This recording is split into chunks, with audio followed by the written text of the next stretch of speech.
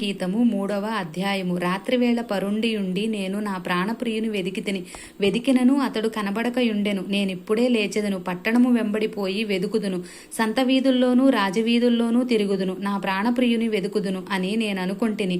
నేను వెదికినను అతడు కనబడలేదు. పట్టణమందు సంచరించు కావలివారు నాకెదురు పడగా, మీరు నా ప్రాణప్రియుని చూచితిరా అని నేనడిగితిని. నేను వారిని విడిచి కొంచెము దూరముగా పోగా నా ప్రాణప్రియుడు నాకెదురు పడెను. వదిలిపెట్టక నేనతని పట్టుకొంటిని. నా తల్లి ఇంటికతని తోడుకొని వచ్చితిని.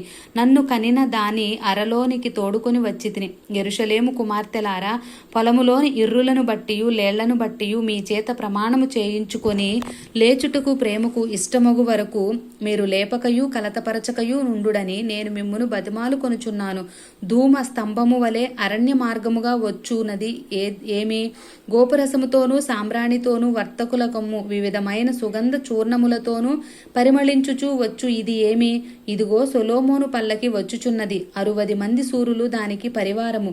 వారు ఇశ్రాయేలుల్లో పరాక్రమశాలులు. వారందరూ ఖడ్గధారులు, యుద్ధవీరులు. రాత్రి భయము చేత వారు ఖడ్గము ధరించి వచ్చుచున్నారు. లేబానోను బ్రానుతో మంచమొకటి సొలొమోను రాజు తనకు చేయించుకొని ఉన్నాడు. దాని స్తంభములు వెండిమయములు, దాని పాదములు స్వర్ణమయములు, దాని మెత్తలు ధూమ్రవర్ణ వస్త్రముతో చేయబడెను. ప్రేమను సూచించు విచిత్రమైన కుట్టుపనితో యెరూషలేము కుమార్తెలు దాని లోపలి భాగము అలంకరించిరి. సియోను కుమార్తెలారా, వేంచేయుడి, కిరీటము ధరించిన సొలొమోను రాజుని చూడుడి. వివాహ దినమున అతని తల్లి అతనికి పెట్టిన కిరీటము చూడుడి. ఆ దినము అతనికి బహు సంతోషకరము. ఆమెన్.